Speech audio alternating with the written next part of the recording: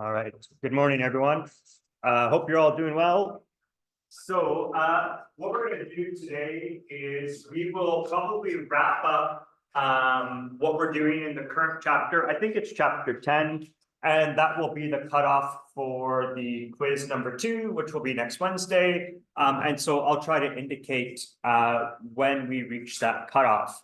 After that, we'll start the next chapter, chapter 11, I believe. And we'll start talking about magnetism and specifically the interaction between charges and magnetic fields. Okay, so like usual, we have the homework on Friday. We're doing lab 6 this week, and quiz 2 is next week. So the last thing we have to do in the current chapter is to talk about combinations of resistors. And so before we do that, I thought we would just recall what we did for capacitors, because we're going to get kind of results that are in some ways similar and in some ways different. So when we had capacitors in series, we could replace that series combination with a single equivalent capacitance. And the way we would calculate the equivalent capacitance is if we sum the inverses of the individual capacitors, they give the inverse of the equivalent capacitance. And in this way, the C equivalent will always end up being smaller than any of the individual capacitors, in this case, C1, C2, and C3. And then we did the parallel combination. And in that case, the equivalent capacitance was just given by the sum of the individual capacitors. And then, of course, the equivalent capacitance would always be bigger than any of the individual capacitors in that parallel combination. So what we're going to do today is we're going to do combinations of resistors. And I'm going to give you the result right now, right at the beginning. The result is going to be that when we have a series combination of resistors, so they all line up in a row, then the equivalent resistance that we could replace that series combination with is just the sum of all those individual resistors. And then when we do the parallel combination, it will be the inverses adding up to give the inverse of the equivalent resistance. And so what's similar about the capacitors is that we have one case where we just add the resistors, and we have one case where we add the inverses. What's different is that for capacitors, the series combination was adding the inverses. In resistors, the series combination is just a regular ordinary addition. And for resistors, the parallel combination, we have to add the inverses, whereas for capacitors, the parallel combination was just the straight sum. Okay, and these are not going to be too difficult to come to these results, because we're going to just make use of our Kirchhoff laws that we've established in the last couple of classes. Okay, so resistors in series. So just to orient ourselves, we are in OpenStax University Physics Volume 2, and we're doing section 10.2 right now. Okay. So I'm going to draw 2 circuits. The first one we'll call circuit A, and it's going to have a battery, and it's going to have a series combination of resistors. So the series combination, remember, we just line them up in a row and connect them one after another. So like the left, say the right side of the first resistor connects to the left side of the second resistor, and so on. So here's R1, here's R2, Here's R3. We have a battery with positive and negative terminals, and maybe it supplies a voltage VB. Okay. Well, we know what's going to happen is we're going to have, well, okay, let's do this first. What we're going to try to do is we're going to try to replace this circuit with an equivalent one that involves only a single resistor, which we'll call R equivalent. So we'll have the same battery, and we will have our R equivalent like so. Okay, so we want to find R equivalent that results in the same current I in the two circuits. And so I'm going to call this second circuit circuit B.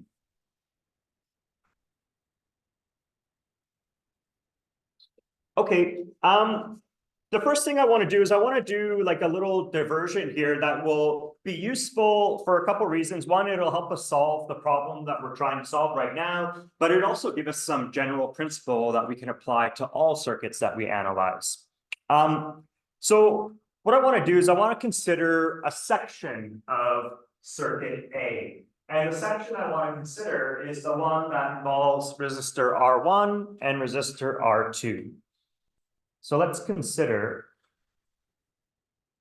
a small section of circuit A. Okay, so we'll just isolate that little part that I'm interested in right now. So here's R1 and here's R2. And so there's other stuff connected to the left and connected to the right, but let's focus on this part of it. What I'm going to do is I'm going to assume for the moment that it's possible that we have different currents in these two resistors. And so we could say, well, let's assume that we have a current I1 in resistor R1, and we have a current I2 in resistor R2. And so we could write that in words. So let's suppose that resistors R1 and R2 could have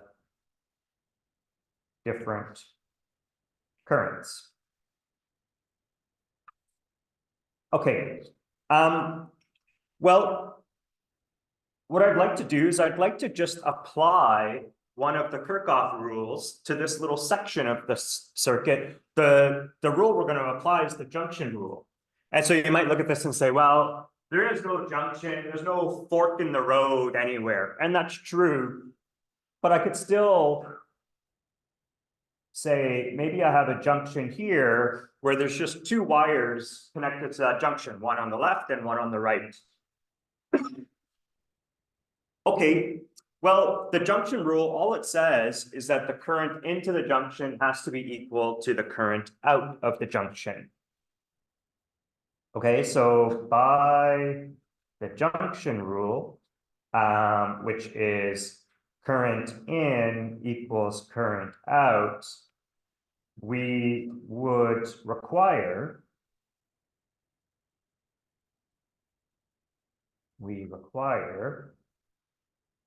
well, the current into the junction is just I1, and the current out of the junction is just I2. So this is I in, and this is I out. And so what we discover is that for these two resistors, which are in series, the junction rule requires that they have the same current. We could have done this analysis for any two circuit components. It could be a battery in series with a resistor in series with a capacitor, whatever combination of circuit components we want.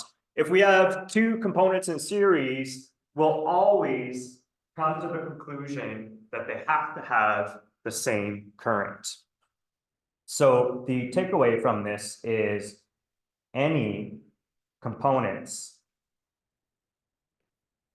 that are in series must have the same current. You might recall that we previously discovered when we were working with capacitors is that any two components in parallel must have the same voltage across them. So any components that are in parallel must have same voltage across them. Sorry, I got something broken. Okay, so these are two really useful things to keep in mind when you're analyzing circuits, okay? It could really simplify things a lot. All right, so with that in mind, I want to go back to our two circuits, A and B, and there they are. Both these circuits, everything is in parallel with everything, in series with everything else. So in A, we have a battery in series with R1, in series with R2, in series with R3, and by the argument that we just made, all of these components have to have the same current, and so we can just draw one current loop that goes around, and we'll just call that current I. In the second circuit, we have a battery that is supplying the same voltage VB, and it's in series with our equivalent, and so they have the same current I. Okay, good. So all we're going to do is now do a voltage loop rule analysis for both circuits A and B. So let's do a voltage loop analysis of circuits A and B.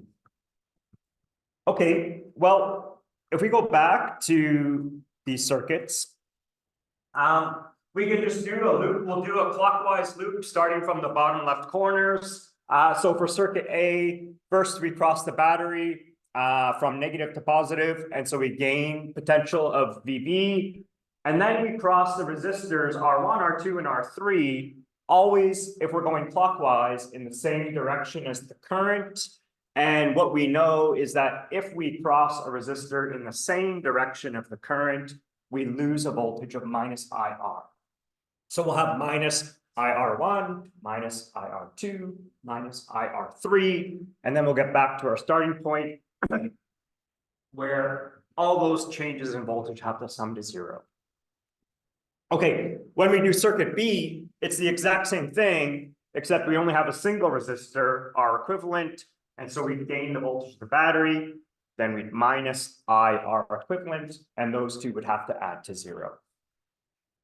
Okay, so for circuit A, we're going to get the battery voltage minus IR1, minus IR2, minus IR3 is equal to zero.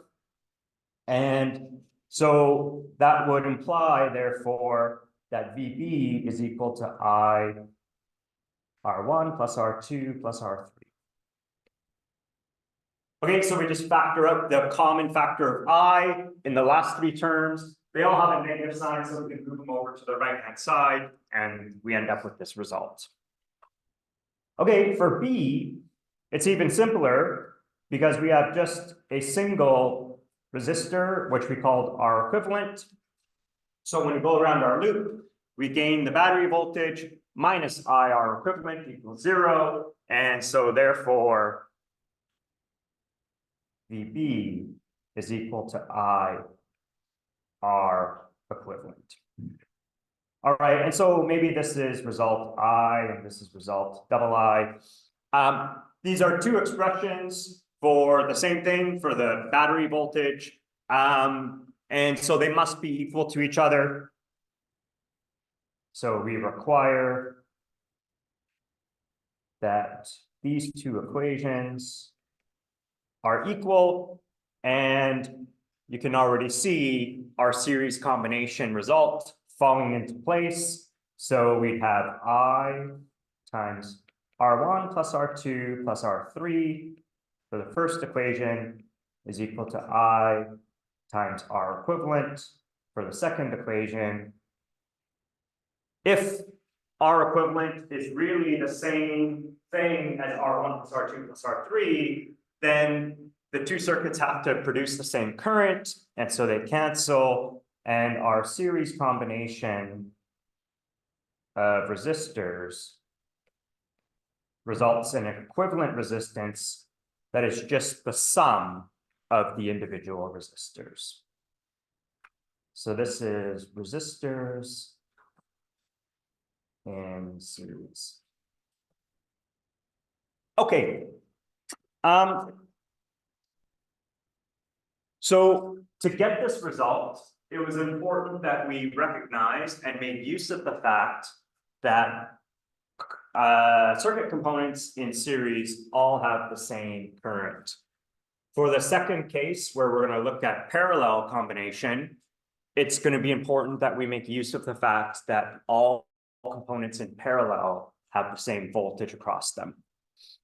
Okay, so let's try that next case. Resistors in parallel. All right, so we'll draw, again, two circuits. We'll call them A and B again. So we're going to have our battery voltage. And then we're going to connect it to 3 resistors, but this time the resistors are going to be in parallel. So that means the top of each resistor is connected to the tops of all other resistors, and likewise the bottoms of all the resistors are connected together. And so we'll call this R1, we'll call this R2, and we'll say R3. All right, the first thing I'm going to do is it's always useful to label all of the currents in the different branches of the circuit. So let's call the currents in the resistors I1, I2, and I3. And we'll call the current in the battery just I. There's one other branch of the circuit here that we haven't labeled. I'm going to label here. I'll just call this, say, IX. All right. And we have a couple junctions. I'll call the junctions J1 and J2. All right. We'll start just by applying the junction rule, because junction rule is always easy to apply. So it's a nice thing to start with. So junction rule at J1. Okay, let's see. The current into the junction is just the current from the battery. And so that's I. And then leaving the junction J1, we have I1 going down through R1. So we have I1.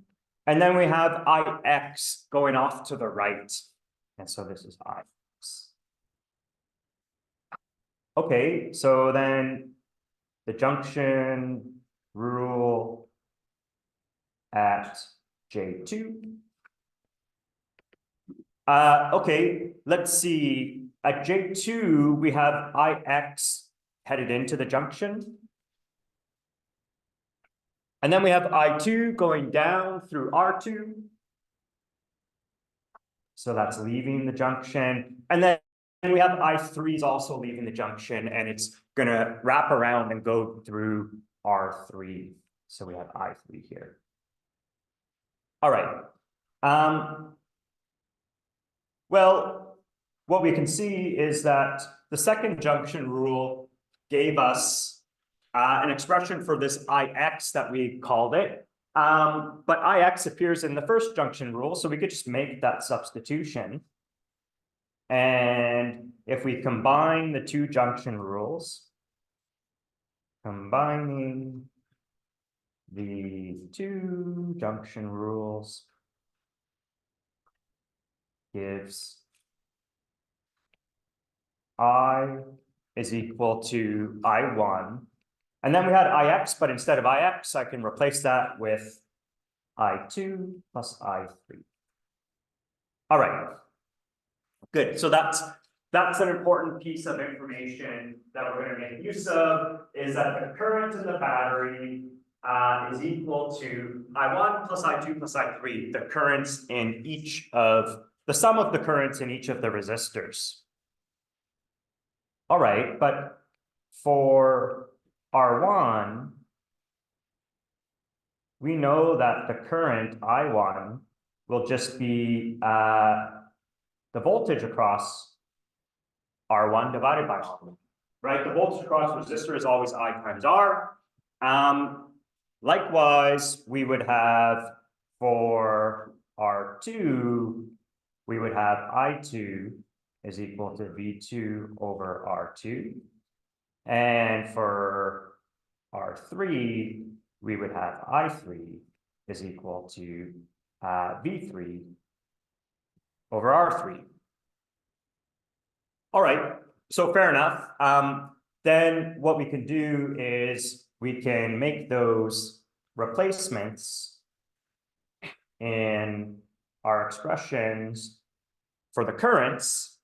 And so we could get the current I, which is in the battery, and express it in terms of the voltages and resistances that we've just labeled here. So I would be equal to V1 over R1 plus V2 over R2 plus V3 over R3. All right. So now is the time when we're going to make use of the fact that all of these components are in parallel. So not only are the three resistors in parallel, they're also in parallel with the battery. And so that means the voltage across the battery, the voltage across R1, the voltage across R2, and the voltage across R3 are all exactly the same. And they're just going to be equal to the voltage across the terminals of the battery, this VB.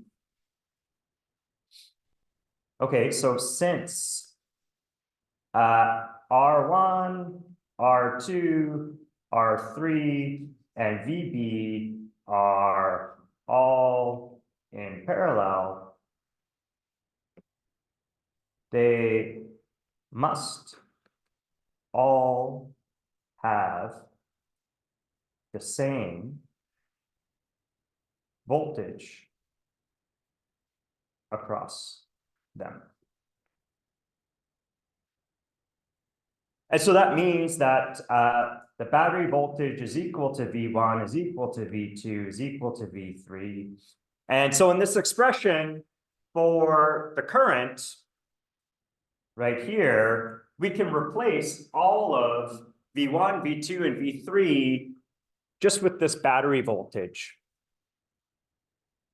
And so this equation star becomes, let's see, I is going to be, well, it's just going to be VB over R1 plus VB over R2 plus VB over R3. And we can factor the VB out of all of those. It's a common factor for all three of those terms. So we could just write it as the battery voltage times R1, well, the inverse of R1 plus the inverse of R2 plus the inverse of R3. And so you can already start to see that this result for the parallel combination is starting to emerge. The last thing we have to do is we have to make our circuit B. Circuit B is actually the exact same circuit B from the first part, from the series combination analysis. So circuit B would be just the battery. And then this R equivalent, which would be the equivalent resistance of that parallel combination. And if this is circuit B is really equivalent to circuit A, then when we have the same battery, we must get the same current. And from this, we would get the current would be VB over R equivalent. And so we could call this, let's see, we'll call this equation 3, and here's 4. So we're going to require that 3 is equal to 4. And so that means that VB over R equivalent is equal to VB 1 over R1 plus 1 over R2 plus 1 over R3. And then we could cancel the factor of the battery voltage, and we end up with 1 over R equivalent is equal to 1 over R1 plus 1 over R2 plus 1 over R3. And that is how resistors in parallel combine. Their inverses add to give the inverse of the equivalent resistance. So this is resistors in parallel. Okay, good. So that is going to be the cutoff for the second quiz. And so this is the end of chapter 10. I think we did chapter 10 topics a little bit out of sequence, but nevertheless, we've covered everything we're going to cover. So this is the cutoff for quiz number 2. Okay, good. It's kind of a nice thing. It's this sort of this symmetry with a bit of a difference between capacitors. All right. So what we want to do then is we want to now start to talk about chapter 11, which is going to lead us into magnetism. Okay, so this is now going to be OpenStax University Physics, Volume 2, Chapter 11. And from Chapter 11, I believe the sections that we're going to cover, which might not be all of them, it's 11.1 to 11.4. Obviously, we're not going to do all 4 of those sections right now, but those are the ones that I intend to discuss. All right, so you know, magnetism, we're all kind of familiar with magnets, of course, right? They stick to the fridge. And so we know already that magnets have these north and south poles. And we likely already know that the north pole of one magnet would be attracted to the south pole of another magnet. And conversely, 2 north poles of 2 different magnets are going to repel one another. So let's just write down those basic facts, and then that will lead to some more interesting discussions, I hope. So let's imagine a pair of bar magnets. Okay, so we'll draw one bar magnet here. I'll draw it as a cylinder. And what I'll do is I'm going to color the south pole red. And so here's going to be what I'm going to call the south pole. And then I'm going to color the north pole blue. Okay, so this is going to be the north and this is the south. All right, and what we'll do is we'll draw a second bar magnet. So we said we're going to consider a pair of bar magnets. And so I'll draw a second one over here, just below. And let's see, what am I going to do? This time I'll put the south pole of the top magnet close to the north pole of the bottom magnet. Okay, so this is going to be the north and the south. Okay, if you do this, we all know what's going to happen is that these two magnets will attract one another. And so we would see an attraction. Okay, so what I'm going to do is I'm just going to copy my first bar magnet and I'll place it over here. So we have an exact copy. And so like so. For the second one, what I'm going to do is I'm going to flip it over. So I'll draw the second bar magnet again, but this time what we'll do is we'll put the North Pole down at the bottom and we'll put the South Pole at the top. Okay, and so we have flipped this magnet. So now this is the south and this is the north. Okay, so if we do that, what we're going to see is not an attraction, but just a repulsion. So this will observe a force that pushes these magnets away from one another. And so this is repulsion. Whoops. Repulsion. Okay, so from these observations, what we would say is, look, north and south poles attract, two south poles repel. The only other thing we could do is we could take the two north poles of the magnets and put them next to each other, and we're going to see repulsion again, but we'll draw that just to be thorough. So we're going to flip this magnet, and we're also going to flip this one again. So let's see, we'd have south pole over here and a south pole over here. And then the two north poles are next to one another. Okay, so we have now south, north, north, south. And what we're going to get is repulsion. So in some ways, this is kind of nice because this is basically the same sorts of observations we made about charges. At the beginning of term, we said, okay, we seem to have two types of charges. If we have like charges, they repel one another. So two positive charges repel, two negative charges repel. Here, we're not using the terms plus, positive, and negative, but we're using north and south. But who cares? That's just terminology. It's the same sort of thing. So like poles repel one another, and just like for charges, a negative and a positive attract. Here, when we have opposite poles, they attract. Okay, so we're going to have opposite poles attract, and like poles repel.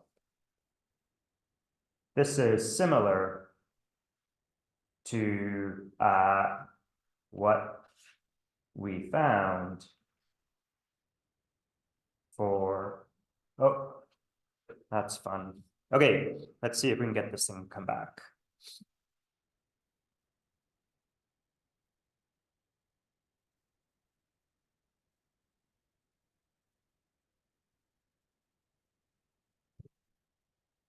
All right. Okay, so similar to what we found for electric charges. Okay. Not everything that we discover about magnets and magnetism is going to be identical to what we found for electrical charges. One of the key differences is that, as far as we know, you cannot have an isolated magnetic north pole, without a corresponding south pole. So they're always come in pairs like this. And that's different, of course, than what we have for charges. I can have an isolated electron, which is charged negative, and somewhere else in the world, I can have an isolated proton, which has a positive charge. So it turns out that as far as we know, there are no isolated magnetic poles. So we can't have just a north or just a south pole. These isolated poles, even though they've never been observed, people do have a name for them. They're called monopoles. So these are called monopoles. Of course, mono being one, so having an isolated pole, a north or a south. And so this is an active area of research. People are designing experiments to search for these isolated magnetic poles. Nobody has found conclusive evidence to support the detection of such an object.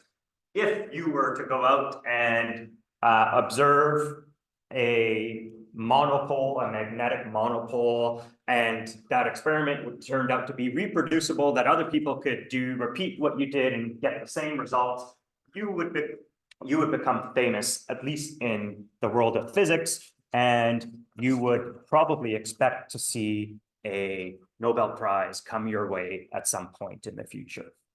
Okay, but so far nobody's found them. Now, what you could do is you could say, well, you know, the easiest thing I could imagine doing is taking a bar magnet, and I've got a north pole up at the top, and I've got a south pole down at the bottom. And what I'm going to do is I'm going to take a pair of scissors and I'm going to cut this sucker in half. Okay, so we cut it in half. And so you say, well, no problem. I'm definitely going to end up with a single north and a single south pole. You're not going to find that. What you're going to find is that you're going to get two bar magnets now that each have a north and they each have a south pole. Okay, and so you'd have north, south, north, south. What would happen is the strength of these poles, if I cut this magnet in half, the strength of the poles on the two pieces would be half the strength of the poles on the original piece. And then you could do this again, you could cut them again, and you'd end up with 4 magnets, each with a north and a south pole. The strength of these poles would be a quarter the strength of the original poles. And you could keep going like this on and on and on, and you wouldn't end up with these isolated poles. Okay, so in some ways, this magnetic structure here, these bar magnets, are a bit like a water molecule. So this is like a water molecule. So water is H2O. So there's 2 hydrogens and 1 oxygen. And so water is something like, here's an oxygen. The oxygen has a charge of -2. So it's an oxygen ion. And then you have your 2 hydrogens that each have a charge of +1. The hydrogens are like basically just protons. And so what you have here is you've got this separation of charge. Water is a polar molecule. And so that's why it has a bunch of kind of unique and important properties. So we could represent this water molecule as like a little pill that has a negative side. Maybe I'll color the negative blue, and a positive side. And so I'll color that red. These are called polar molecules, or they're dipoles. So this is an electric dipole. If you were to draw the electric field of the dipole, in fact, maybe maybe I will draw the electric field. So actually, let's put all of this on a new page. And I'm going to move this one, give myself some space. Okay, so if we were to draw the electric field of this dipole, electric fields are going to point away from positive charges and towards negative charges, and you would get these fields that would loop around something like this. Okay, and there would be some more looping fields, something like that. Okay, and so this is the electric field of our electric dipole. Well, our bar magnet looks just like that, right? If we take our bar magnet, so I'll draw my bar magnet like this. Maybe this time I'll put the North Pole down here and I'll put the South Pole. I think we've been drawing the North Pole as the red one. No, we're not. We're drawing the North Pole as, ooh, I should have used a different color. Okay, so shoot. I'm going to change the color on my electric dipole just to make consistency with the other picture I drew. So my North Pole, I'm going to draw blue. So here's my North Pole. I'll draw blue to be consistent with the above pictures, and my South Pole, I'll draw red. So this is a magnetic dipole, and we could represent this as like a little pill as well. And so I would have my pill, which would be north and south, be red at the top and blue at the bottom. And this would be a magnetic dipole. Di just means two, right? So this is dipole is two poles. And so for our electric dipole, the two poles are plus and minus. For our magnetic dipole, the two poles are north and south.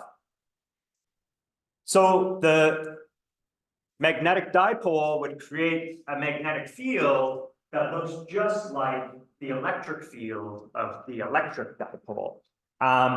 So for our north poles, we're going to have magnetic fields that point away from the North Pole. I think, yep. So they're going to point out from the North Pole, and they're going to point in to the South Pole, and they're going to loop around, and it'll have the exact same shape that we had for the electric dipole field. And so magnetic fields point away from north poles and towards south poles.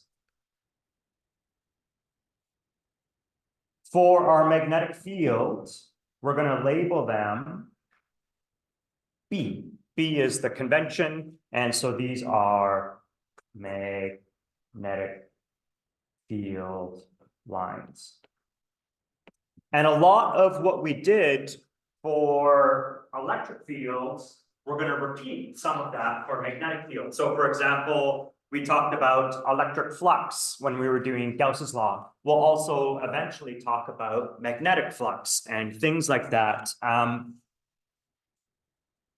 Probably the thing that we're going to be most interested in is the interaction between magnetic fields and charges. And to start to understand how that is all going to work, what we could imagine is placing a compass near charges and seeing what happens.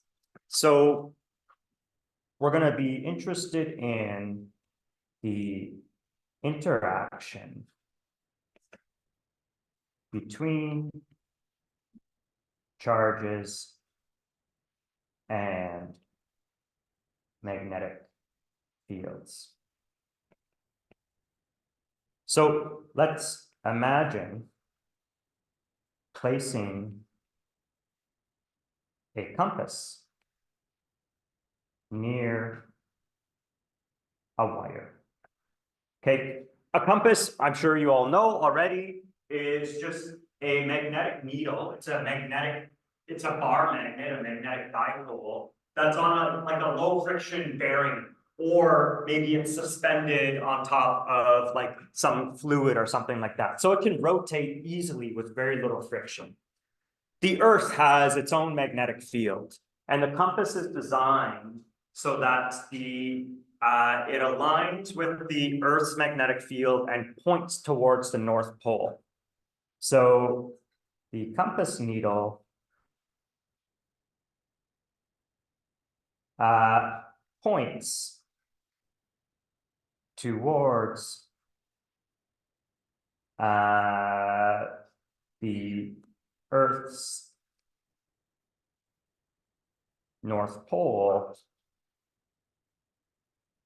due to Earth's magnetic field.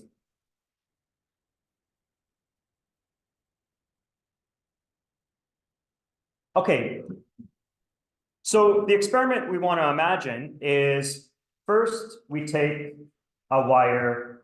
So this is our wire, and we're going to say the charge on the wire is 0, so it's neutral, and the current in the wire is 0, and then we put our compass nearby. So this is our compass, and our compass needle just points to north. So compass points north. There is no effect from our neutral wire with I equals 0, no current. So, I mean, that's not surprising. If we take a piece of copper wire, just put it next to our compass and do nothing else, the compass needle doesn't happen. It doesn't change. There's no deflection of the needle at all. Okay, so the next thing we can do is we'll repeat the same experiment, but we'll make one change. The one change we'll make is that we'll now put a charge on our wire. Okay, so we'll have our wire, and we'll say Q is not equal to 0. So maybe we put a bunch of positive charge.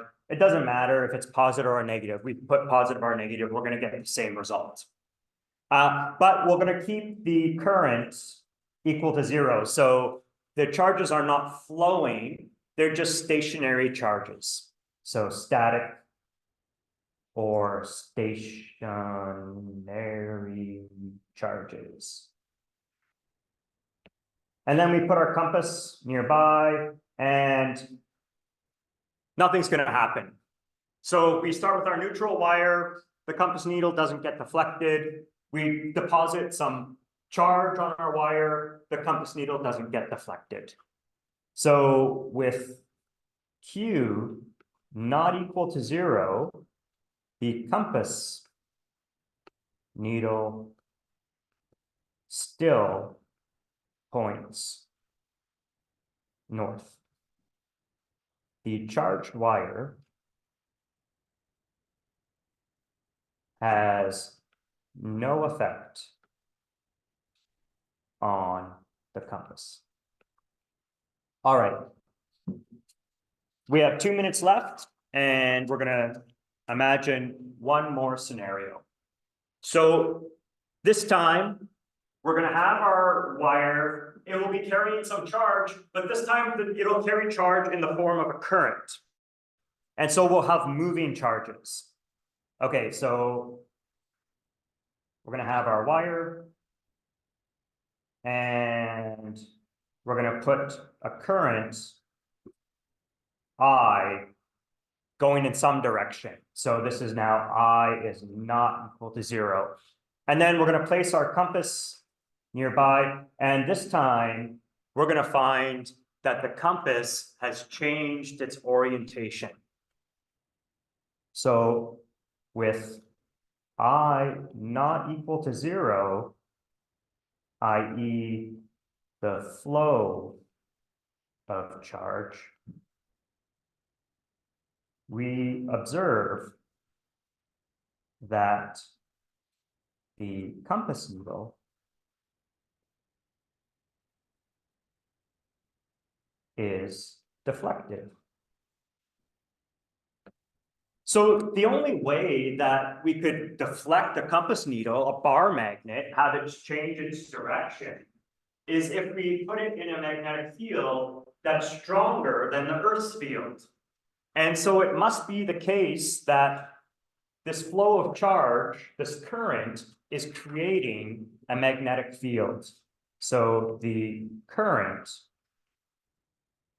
in the wire creates a magnetic field that deflects the compass needle. So the last thing I'll say is, just like charges, individual charges, like a proton or electron or whatever, is a source of electric field, current, the motion of charge, is a source of magnetic fields. So like charge is a source of electric fields, currents, or the current, or let's say moving charges, are a source of magnetic fields. Okay, good. That's all for today. Thank you very much, and we'll see you on Friday.